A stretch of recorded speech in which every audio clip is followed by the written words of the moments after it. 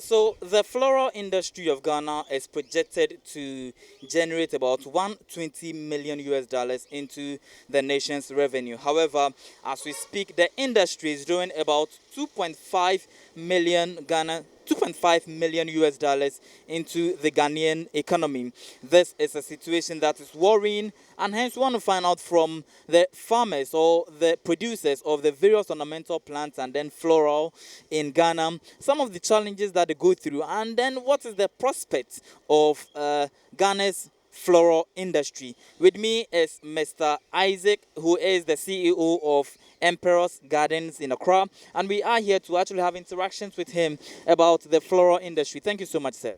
Thank you. Too. Right. So I want to find out from you that we talk of Emperors Gardens, and then what are we talking about?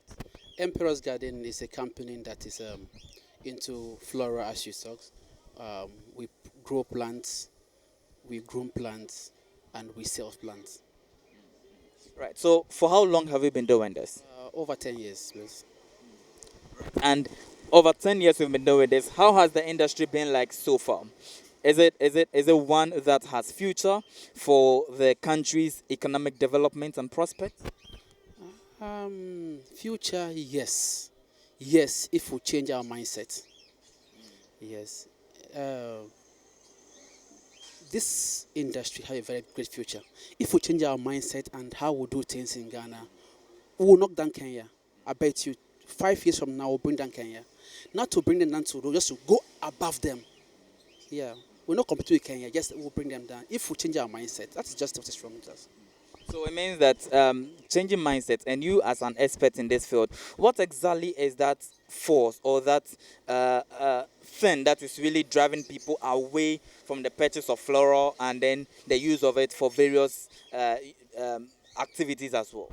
The Ghanaians are patronizing, but some of them are complaining of their prices. Because you see, in this industry, we use chemicals, we use water. Water, me among water bills, and it's quite expensive. We use petrol to run our motors, our mowers, and other things. Okay, we use lights, we pay bills. So these are things that, if we add up to the cost of production, it affects the plants, and the customers are complaining. Yes. So if the price are a little bit lower, I think Ghanaians will be crazy about plants because they are crazy about plants already. Yeah. You think Ghanaians are crazy about Sure, plants, sure, like they sure. really have lots of Sure, love for they it? do, they do, they do. For you to know what I'm telling you, if you just go around Accra, check every homes, you will count like 10 homes, you see about 8 gardens. So it's below average. Yeah. Now, I want you to highlight some of the threatening challenges that you, the producers or the farmers of the floral industry, go through every day, of which you would need an immediate intervention that you think that when that intervention comes, it would go a long way to ensure that the growth and prospect and economic boom that you expect this sector or industry to grow would actually come on board. Okay, thank you. I think number one is tax. If the government can just help us to scrap off tax, I think In terms of what? we are being taxed. Import tax? Importers are even taxed less. We pay 7.5%. For importing flowers? No, for sales. Okay. Exporting it? Sales here. Okay. Okay. So if they remove tax from us and reduce the water bills for us, I'm not saying waive off the water bills. At least if they are paying 200, let's pay 50 cedis. Cost of chemicals is quite expensive. And you see, if these plants are not well treated, you buy a plant that's infested into your home, and these are not good. So we treat the plants, treat the soil before we sell to the people. Okay, so the chemicals are quite expensive, and labor. So a lot of challenges, but if the government can just waive off tax and bring down the water bill and help us with chemicals, maybe how the government found a supply like cheaper cost of chemicals, it will be good for us. I think we won't complain. We'll bring down the price of things down. And equally to the bagging, the rubber bags, the nursery bags, they are quite expensive. Okay, we'll buy these things, and today you go is 5 cities, tomorrow you go is 10 cities, and you have to buy. You have to buy. So if not, you'll be out of business. Yeah. There is this saying that says that when the last tree dies, the last man dies. Obviously, plants and these floral provide some good oxygen to the nation. There is this habit of Ghanaians of deforesting or cutting down trees and plants. What do you say to that from a horticulturist perspective? It's very bad. Honestly, there was a day I was driving by. I saw somebody cutting down trees and asked them, "How many are you planting back?" They said, "What am I saying?" It pains me because we don't have a law that's bringing to book. Okay, it's said that when you cut a tree, you plant two, but now we just keep on cutting trees, and nobody say anything. Nobody say anything.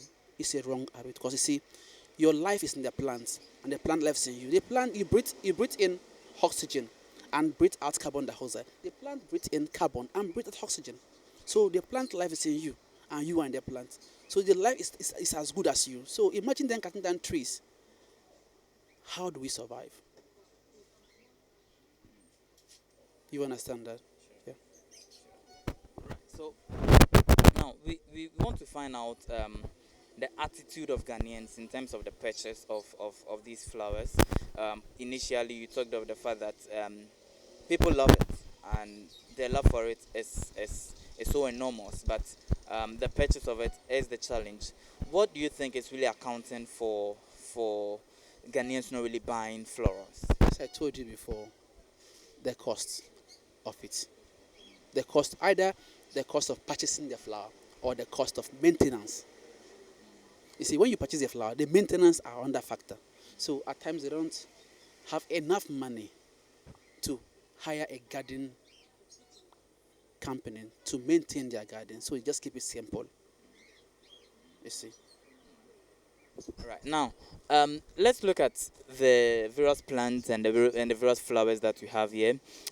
Which ones that you think that we do well in exporting them, and then which ones do we often import into the country as well? Because the import of these flowers is quite huge than that of what we export. There are countries that want plants. Okay, demands of plants outside the country is quite huge. Okay, it's huge. One is our packaging. All these plants you see can be exported. Now, when we have the market outside, which company needs it? Where in the country that the company are, who needs them? You locate them, you make business, you can export. People export in outside the country every now and then. People export every now and then. I know of companies that export flowers every now and then. Okay, so people buy. Even now, companies in Holland put up their nursery over here. And when they grow them, send them back there because why? Labor here is cheap. So we do export here a lot. Okay, so all these plants you see, they are being demanded outside. Now, tell us, what are some of the florals that you have here, some of the ornamental plants, or some of the plants that you have here? I know we have those that are meant cut flowers, those that are meant for landscape designs, and then some other ones. We want to find out the various kinds of plants that you have here, those used for medicinal purposes as well.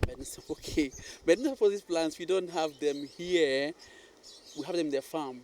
Okay, but quite some few. I don't know if some few is still left here. Then the ones here, we have some fundamental, some are indoor, some are outdoor. Okay, we have some too that are spiritual. Some people come, they wanted that kind of product, that kind of works. Okay, so Okay. So